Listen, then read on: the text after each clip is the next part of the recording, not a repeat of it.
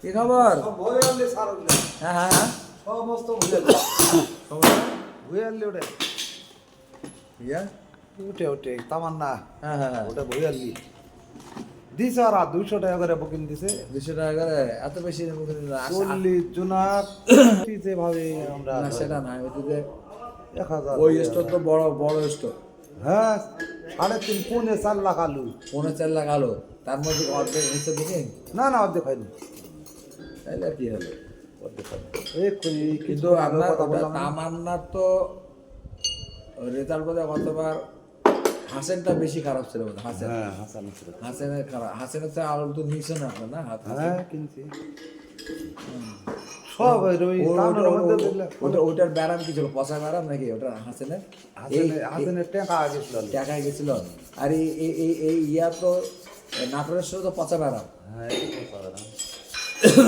মানে আলু পচে গেছিল আমার বলিছে হচ্ছে আপনি বকিল নিলেন তেমন না কোথায় ওঠে আবার না আল্লাহ আমি 150 টাকা হলে বমি নিতে পারি না তো করতে না আপনার জন্য 150 টাকা করে ওই একই আলু তামার না ছিল আমাদের 70-এর কিছু আলু আনছিল পরে ওই জায়গায় পড়ে আসলো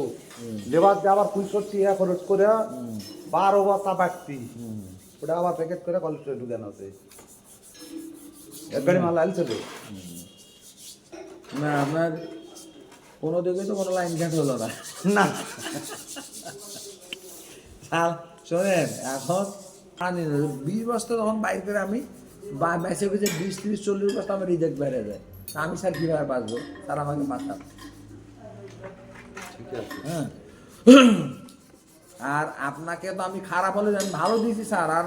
এই ভালো রাখার জন্য ভাড়া দিই আমি 6 টাকা 75 পয়সা করে ভাড়া প্রতি কেজিতে ভাড়া তো কম না না না তাইলে আমাদেরকে বললাম তো ছিল ওনার কি জেন্ডার কি প্ল্যান ছিল উনি তো চাচ্ছিল যে মুসলমানরা আলাদা হয়ে যাক প্রথম প্ল্যান ছিল দেখেন এই সমালোচনা করেছে সাহাবীদের সমালোচনা যেটা উনি করতে পারে না হ্যাঁ আচ্ছা সাহাবীদের সমালোচনা উনি করেছে ঠিক আছে আমি বললাম যে উনি যে ধরনের মানে আলেম বা যে ধরনের জ্ঞানী ছিল তার জানাজা হয়েছে কাবার চত্বরে আমি বললে আমার জানাজা কাবার চত্বরে কখনোই হবে না নেবার না আমি যত বড়ই হই কখনোই হবে না তো ওনার জানাজা কাবার চত্বরে হয়েছে আচ্ছা গেল উনি কেমন লোক ছিল এটা একটা বুঝতে হবে ওইটা দিয়ে বুঝতে হবে আচ্ছা আর উনি সাহাবাদের যে ইয়া করেছে উনি কি করেছে না আমি সেটা জানি কিন্তু তার নিশ্চয়ই যোগ্যতা ছিল সে বুঝেছে জিনিসটা বুঝে সে বলেছে তার মতবাদ সে বলেছে হ্যাঁ এবং এখানে বলে যে মওদুদিবাদ কিসের মওদুদি হোয়াট ইজ মওদুদিবাদ মওদুদিবাদ বলে কোনো বাদ নাই সে আল্লাহ রাসূলের কথা বলেছে সেটাকে তাকে ইয়া করার জন্য মওদুদিবাদ বলেছে কিসের মওদুদ কোন মওদুদিবাদ বলবো এই সুরের বাচ্চা যারা বলে এই শালাদের ধরে তো জবাই করা সহমত আপনার সাথে স্যার আচ্ছা এখানে আচ্ছা আরেকটা কথা বলছি যেটা শেষ কথা বলি যে তুমি যে মাওলানা মওদুদি তুমি তো সমালোচনা করছো তুমি জানো তুমি কার সমালোচনা করছো তুমি জানো মানে সে তো যুগের একজন বড় নেতা ইসলামের বড় যুগের 100 বছরের মধ্যে এরকম লোক হয়তো 1-2 আসে তার মধ্যে সে একজন তুমি কোন বালস্য তুমি তো সমালোচনা অনেক চালাক বলছে যে এখানে মানে তারা আসে আমরা তাদের সাথে ইয়া করি তারা অনেক বেশি আমাদের থেকে ইয়া বুদ্ধি রাখে এই কারণে তো তার জ্ঞান চর্চা করে আমরা জ্ঞান চর্চা আমরা নোট চর্চা করি নোট চর্চা করলে যার জন্য পৃথিবীর সর্বনিকৃষ্ট জাতিতে পরিণত হয়েছে সব নিকৃষ্ট অর্থ তোমার প্রয়োজন আছে কিন্তু এটা এই না যে তুমি জ্ঞান চর্চা করবে না জ্ঞান চর্চা সবার আগে করতে হবে জ্ঞানের কোনো বিকল্প নেই টাকা আজকে আছে কালকে না থাকতে পারে কিন্তু জ্ঞান তোমার নিয়ে যাওয়ার কিছু নেই আর টাকা আমি বিতরণ করব টাকা কমে যাবে সরাসরি টাকাটা কমে আর তুমি জ্ঞান বিতরণ জ্ঞান বাড়বে মানে এটা একটা আশ্চর্য বিষয় আমি যেটা জানি সেটা 10 জনকে বলি আমার জ্ঞান বাড়বে সেও জানে না আমার জ্ঞান বাড়বে আশ্চর্য বিষয় এটা কাবার আর টাকা দিয়ে দিলাম সরাসরি টাকাটা কমে গেল 1000 টাকা 10 জনকে দিলাম আমার টাকাই নাই হয়ে গেল এটা বুঝতে হবে এটা বহুত আর এগুলা আমাদের যেটা মূল যেটা জায়গা কোরআন সেখানে আমরা যাই না যার জন্য আমরা খুব বিপদগ্রস্ত তাহলে কি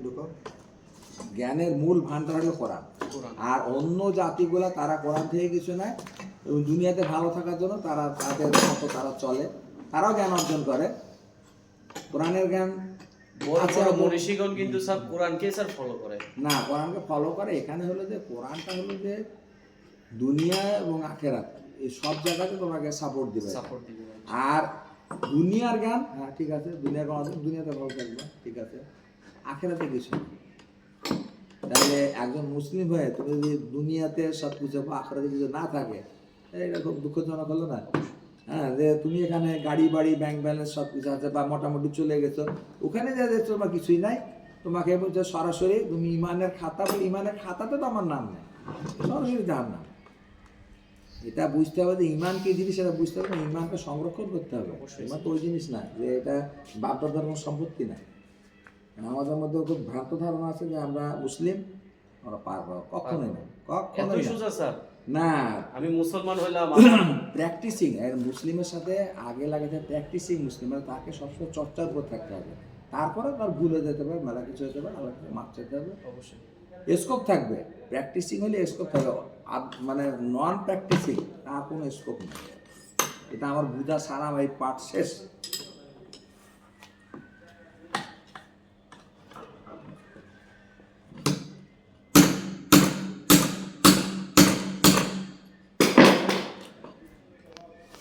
ये क्या